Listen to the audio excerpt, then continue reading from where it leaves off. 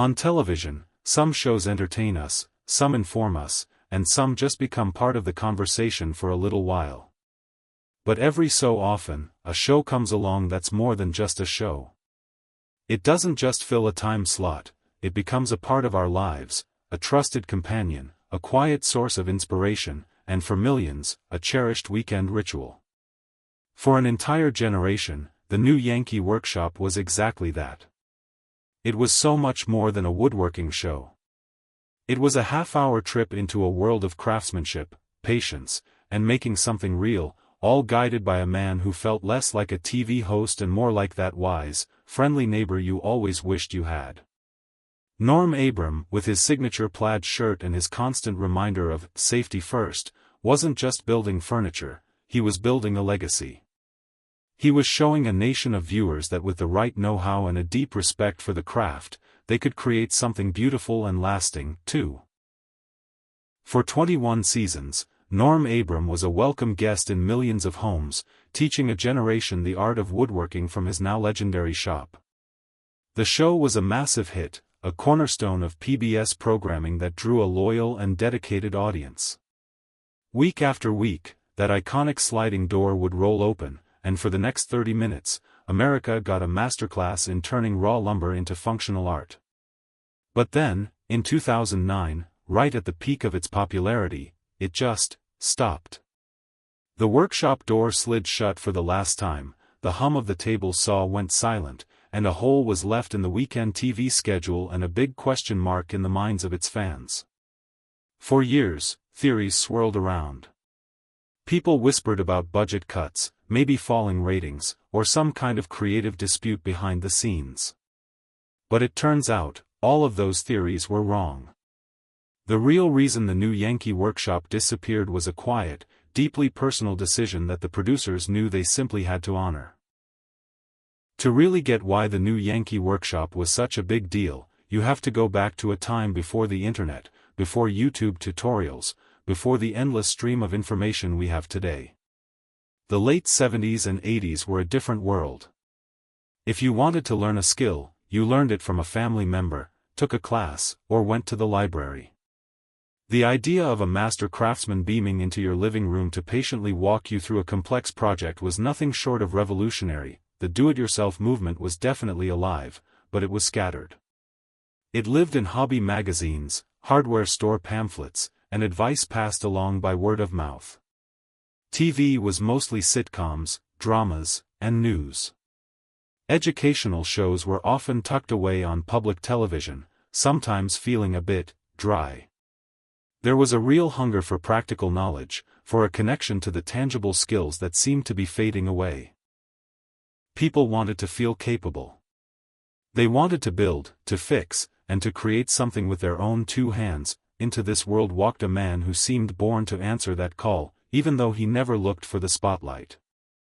Norm Abram, born in Rhode Island and raised in Massachusetts, was the classic Yankee craftsman long before a camera ever found him. Carpentry was in his blood. His dad was a carpenter, and Norm's training started in the family basement workshop and on actual job sites. His first job, when he was just 9 years old, was helping his dad install hardwood floors. It wasn't a chore, it was an education. He kept working with his father through high school and college summers, soaking up the skills, the discipline, and the deep respect for wood and tools that would define his life's work. Funnily enough, carpentry wasn't his first plan. Like a lot of bright young guys, Norm went to the University of Massachusetts Amherst to study mechanical engineering. He loved the practical side of it, the moments where theory turned into something real, but he grew bored with the purely theoretical classes. He switched to business administration, but his heart wasn't in that either. The pull of the workshop, the simple satisfaction of hands-on work, was just too strong. He left college just shy of his degree to follow his real passion, that he wasn't starting from zero. He immediately put his years of training to work, first for a big New England construction firm where he was quickly promoted to site supervisor. But Norm had an independent streak. In 1976, he went out on his own and started his own contracting firm, Integrated Structures Incorporated. One of his first big solo projects was building a general store on the island of Nantucket. For the next several years, Norm was a builder, a contractor, and a small business owner, living a life of hard work and quiet accomplishment, with no idea that his world was about to collide with television. The story of how Norm Abram became a TV icon is the perfect mix of talent, timing, and a surprisingly small pile of scraps. The year was 1979. Russell Morrish, a producer at Boston's PBS station WGBH, had already changed television with Julia Childs, the French chef. Morrish had a gift for spotting passionate experts and turning their genius into great TV. He was building a new house for himself and hired a local contractor to build a small barn in his backyard. That contractor was Norm Abram. Morrish, who noticed everything, was immediately impressed by how Norm worked. It wasn't just what he built, but how he built it. There was an efficiency, a precision, and an incredible lack of waste. Morrish later said he was blown away by the tiny size of Norm's scrap pile, a sure sign of a master who measured twice, cut once, and respected his materials. This wasn't just a carpenter, this was an artist. At that exact time, Morrish was developing a wild new idea for a show. Filming the entire process of renovating an old, run-down house. It had never been done before. It was going to be called This Old House. Impressed with Norm's skill and no-nonsense attitude, Morrish invited him to be the lead carpenter for the first project in Dorchester. A camera crew would be there to document it. Norm thought it might be good advertising for his business during a slow period, so he agreed. He figured he might be in the background, carrying a ladder or something. On the very first day of filming, the crew put a microphone on him and just started asking him what he was doing. What happened next was pure TV magic. Norm wasn't some polished host, he was the real deal. He explained complex problems with a calm, quiet authority.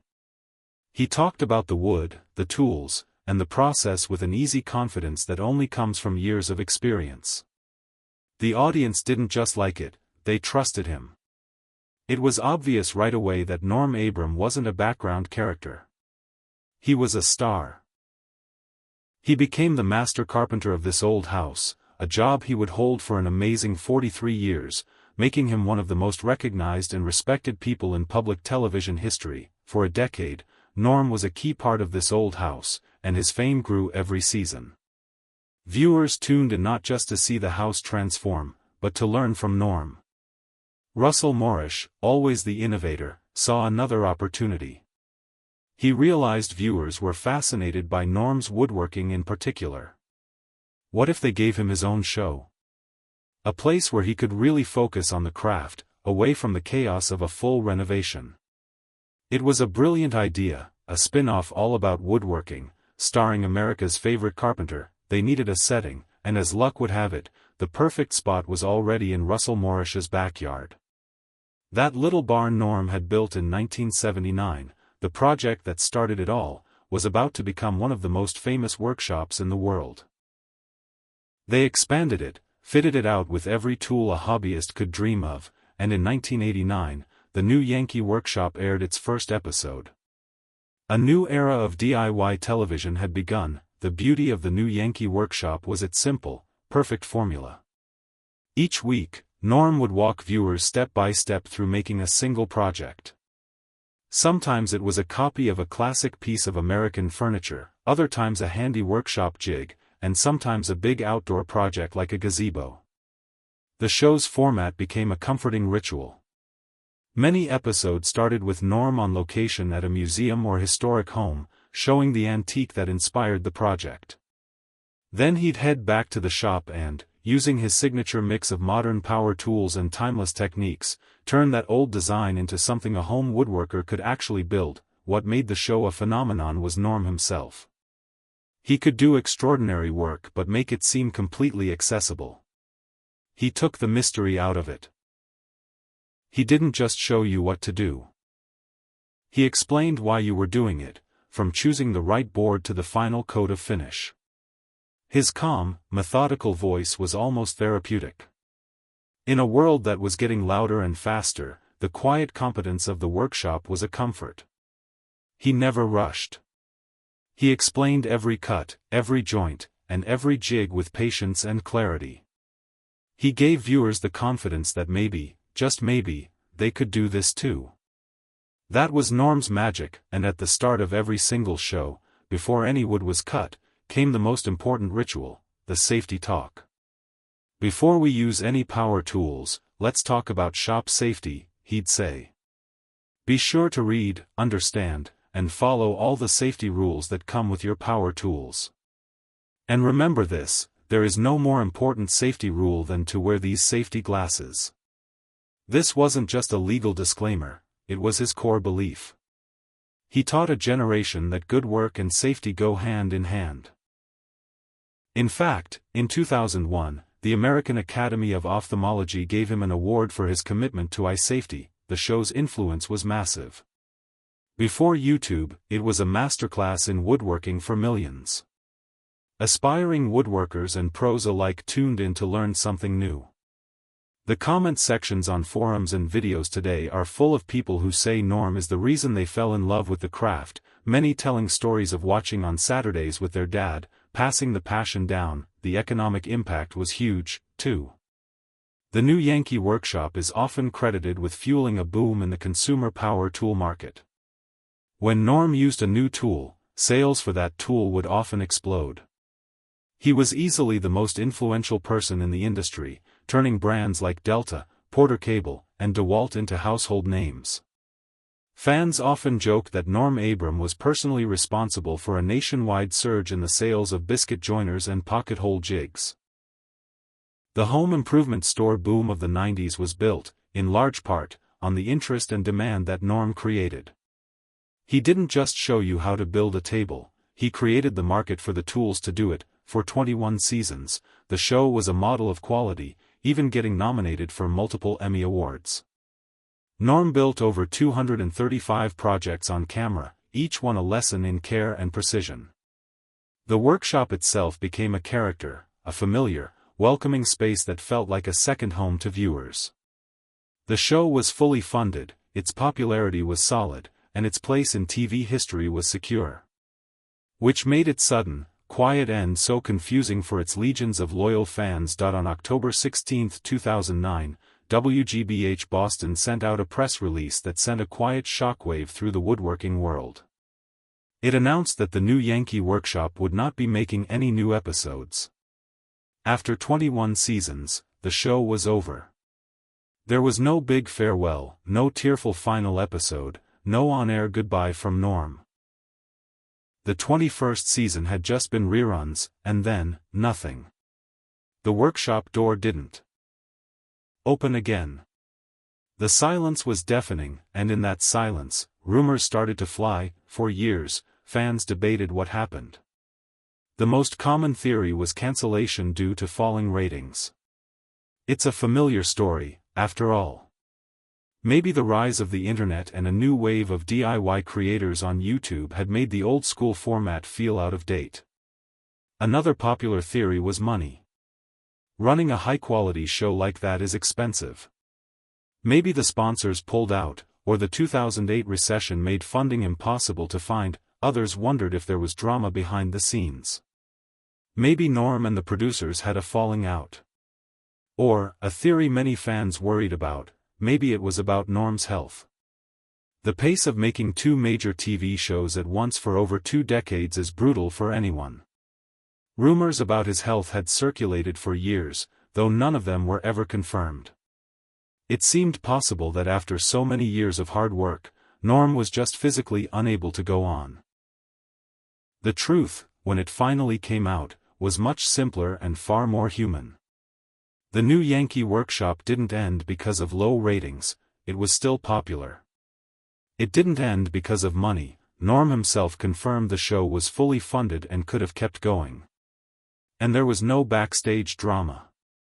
The show ended for one reason and one reason alone. Norm Abram decided it was time that in his typical, humble way, Norm explained that after 21 seasons of the workshop and 30 years with this old house, he'd done everything he wanted to do with the show. He felt he had accomplished his mission. The real reason for his decision was a simple desire to get his time back. He wanted to spend more time with his family and step away from the relentless production schedules that had run his life for decades. Executive producer Russell Morrish and the whole team at WGBH completely supported him. For them, there was no thought of trying to continue the show with someone else. The new Yankee workshop was Norm Abram. His skill, his personality, his unique way of teaching, that was the soul of the show. Morrish knew that replacing him was impossible. A new host would be constantly compared to Norm, and the show's credibility would be gone. Out of respect for Norm and the legacy they had all built, they mutually decided to end the series on a high note. It wasn't a cancellation, it was a retirement. A quiet, dignified ending to a beloved chapter in television, all on the master carpenter's own terms. Norm's story is such a great reminder of the impact one person's passion can have. If you enjoy getting the real story behind your favorite TV shows and icons, make sure you subscribe to the channel and hit that notification bell. We love digging into these histories, and your support is what makes it possible. Now, let's get back to the legacy Norm Abram left behind. Even though the workshop door closed for good in 2009, Norm Abram didn't vanish. He kept right on working as the master carpenter. On this old house, his first TV home, for another 13 years. His presence there was a comforting constant. But the end of the workshop did mark a change, giving him a less demanding schedule and more time for his own life and projects. He and his wife, Elise, a talented potter, live in a beautiful home he built himself in Massachusetts. He even bought another old house in Rhode Island, with plans to build a new personal workshop and finally try his hand at a long-held interest, shipbuilding. In May of 2022, it became official. After 43 years, Norm Abram was retiring from this old house. That truly was the end of an era. To celebrate his incredible career, PBS aired a one-hour special called, fittingly, The House That Norm Built. Colleagues, friends, and fans all came together to honor the man who taught America so much. Kevin O'Connor, the host of this old house, might have said it best: he set the bar high when he started, and he never lowered it. Norm's retirement was celebrated with the same respect that defined his entire career, and he received a Lifetime Achievement Award at the Daytime Emmys, a perfect final tribute. The legacy of the new Yankee workshop is stronger than ever. For years after it ended, episodes were still available online, but then, in a move that thrilled fans, something amazing happened in January 2023. Russell Morrish announced the launch of an official new Yankee Workshop YouTube channel. Every single episode from all 21 seasons was being uploaded for free, for everyone, forever. A whole new generation is now discovering Norm's calm wisdom and expert hands, making sure his influence will never fade. Norm Abram did more than build furniture, he built a community. He inspired a generation to pick up tools, to value good work, and to feel the deep satisfaction of making something with their own hands. He elevated the image of the tradesman, showing the world the intelligence and artistry in the craft. In a throwaway culture, he taught the value of things that last. The real reason the new Yankee workshop ended wasn't a mystery or a tragedy. It was the simple choice of a man who gave his all to his audience for decades, and finally decided it was time to build something for himself, a quiet, well-deserved retirement. And even though he stepped away from the camera, the house that Norm built, a legacy of knowledge, inspiration, and timeless craftsmanship, stands stronger than ever.